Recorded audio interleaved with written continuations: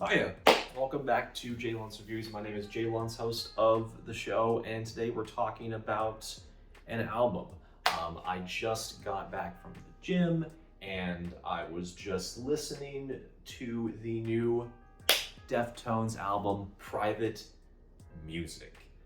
Just fair warning, I'm gonna be kind of experimenting a little bit with this new, setup that I'll have for a few months while I finish getting my degree, which means I might not have as many videos out these next few months. Also, apologies if the AC unit starts to get louder over the course of this video, because it might happen. I apologize for that. I'll try to make sure to kind of cover that up with try to get the background noise out. But yeah, we are going to be talking about the new album for Deftones. Famed alt metal, shoegazy, new metal, I guess, post-hardcore-ish also metal band who has been at it for 30 years. 30 damn years. That is a long time for a band that I feel like has kind of been born out of the bygone era of new metal with Linkin Park and Korn and Cold and bands like that. But they have come strong. They have continued to release albums over the course of these last 3 decades, and most steps of the way, I have not really been the biggest fan of their sound. I don't really think their debut is all that great at all. I'm not a fan of In the Furs. I think that their self-titled record is okay. I think that Saturday Night Fever is pretty good, kind of more shoegazy, a little more ethereal. Diamond Eyes I thought was boring as fuck, mostly, and just kind of sounded very by the books for them. Gore and Ohms I don't think are favorites in the band's catalog for fans. Not for me either. Kind of post-rocky, I guess. I think Ohms is a little bit overhated, but I don't know. White Pony is very good though. Honestly, pretty great, with a lot more of those really nice post-rock patterns, crescendos, and the shoegazy elements are really cool too. And I think Koi no Yokan is also very good, more dream poppy inspired. But most of the band's releases I've kind of just been like, to. I don't love, sometimes I think Chino Marino goes a little bit too far with his vocal styling, kind of going between these angsty, groaning deliveries to these kind of inflections to the seething little softer approaches to the sound. I mean, it's unique, and they've carved out their own style, but usually I'm not a huge fan of their execution. And I think they've made great songs, but wouldn't say that they've made their catalog is very consistent, and their albums are usually kind of inconsistent to me. It's not that the band makes good music and then bad music right after. It's more so that it kind of really picks itself up and gets really interesting, and then it kind of grows stale as it goes along.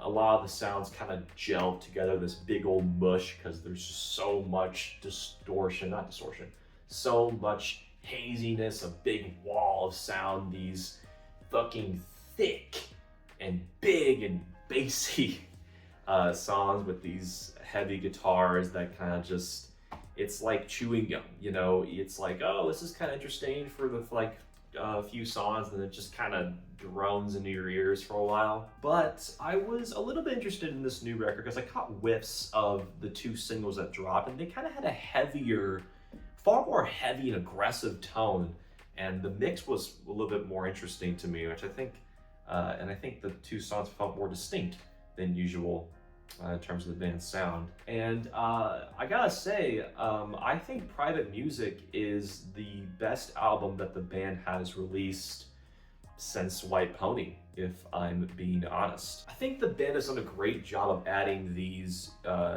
new dynamics, these new ways of connecting with a newer audience on this new record in a very, very nice way. I think the band has started to age wonderfully, and there goes the AC unit. Awesome. Sorry about that.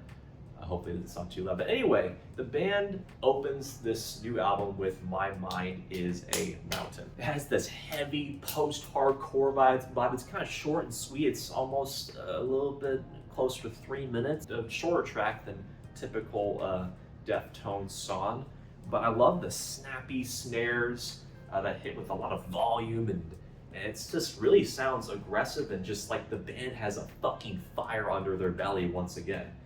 Chino kills it on the vocals. And the lyrics that kind of gel between these themes of isolation and unity, and how those two kind of cross together, is really interesting as well. I think it's a really great opener. Ecclesiastes is definitely more conventional for the band, with these revving guitars, and they're very thick and very atmospheric. Chino really kind of piles in the angst and the moaniness on the chorus and the pre-chorus. It's very electric, very bassy.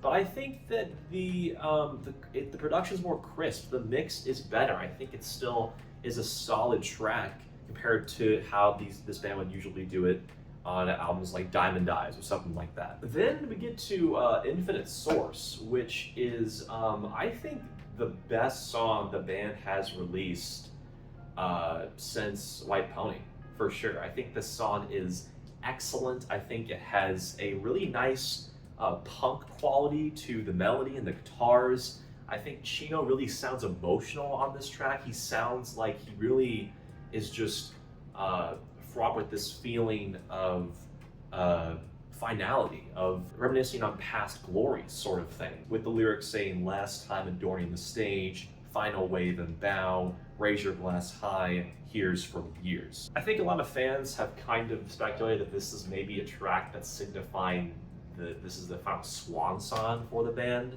but it could also have to do with the fact that their bassist, I think, who was with the band for a while, left after Ohm. Maybe that's more about that. Maybe it's about more than performing with him for the last time. But still, I think it's really great lyrics. I think there's a really nice, some post-metal guitar chords that are plucked around the chorus that really is a nice touch. Great production on this song. Really nice. Sounds very, very, very good. I just cannot get out. I have not put this track down the last couple of days. It's great. It's really good. Souvenir is far more atmospheric, a longer cut, a more post-rock, post-metal cut that has actually a more post-metal almost finish towards the last minute and a half. Very, very depressing, very nice. I really like the execution of it here. I like Chino's moaning.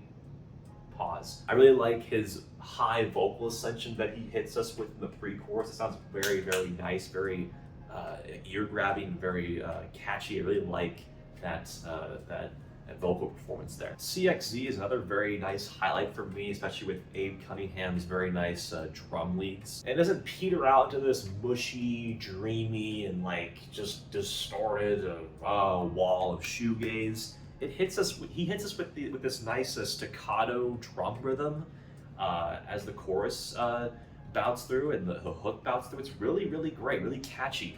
It adds to the dynamic of the record. It makes it sound more distinct. All the tracks sound unique. Yes, they sound similar to one another, but this time doesn't feel by the numbers. It feels like more standout with the production. And I feel like I'm getting more of a sense that the album has more variety than the usual Deftones project.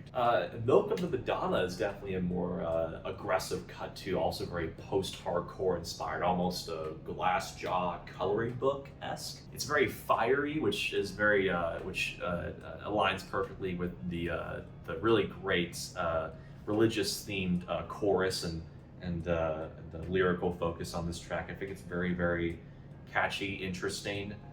Definitely a great journey that this track puts you on. It's menacing, it's fierce, it's kind of dreamy, kind of shoegazy, but it's just all of the qualities of Deftones that are great coming through on this song, and not overstaying their welcome, not sounding conventional, sounding very fresh and new and with the times. I think the following two tracks, especially Cut Hands, are a little bit weaker, mostly due to the weaker vocal performance by Chino on Cut Hands, where he's kind of going for that guttural sound on parts of the song. Just kind of think it's a huge turnoff for me. I'm just not a fan of that vocal style. Maybe someone else would be, but I also think the production here is a little bit more generic. Kind of sounds like just more of like a In the Furs sort of track, or adrenaline focused, more nu metal-esque.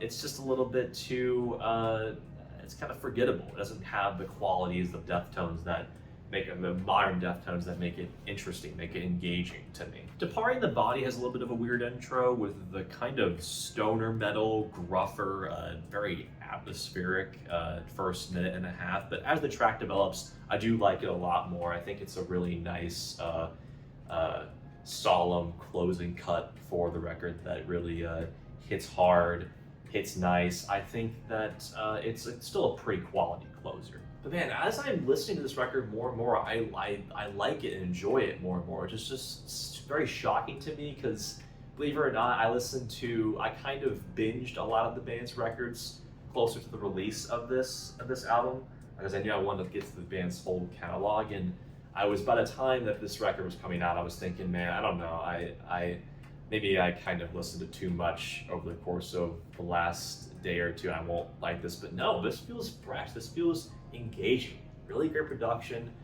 For 30 years into his career, Chino Moreno is really just giving it all on this new album. It's really just great to see them hit it home with a new generation of listeners, while still catering and giving older fans the sound and the vibe that they crave. I think it's a really great comeback for them, I guess, although it's just been 5 years, kind of standard length for the band to come out with. But yeah, 30 years into their career, I think Private Music is a definitive highlight in the band's catalog that sees them amping up the aggression and really coming through with some dynamic production that doesn't sound conventional. It sounds fresh, it sounds clear. There's a clear vision and journey that the band's trying to take you on here.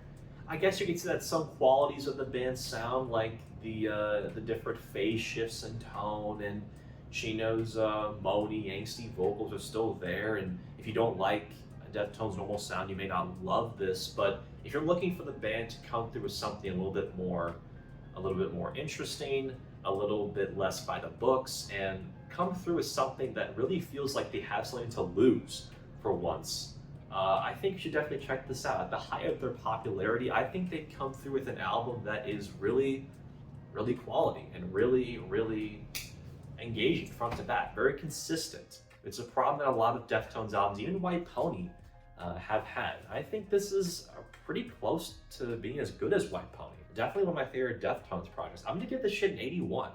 I feel like I might like it. I feel like I like it more than the score implies. It might grow on me over the course of this rest of this year, but man, it's just really, really great, and another great release for this year. Check this one out, guys. It's really good. Yeah, Deftones pulling through. Like, subscribe, all that jazz.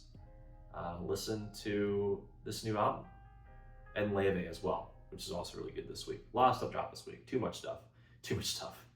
I can't talk about all of it. But yeah, that's it.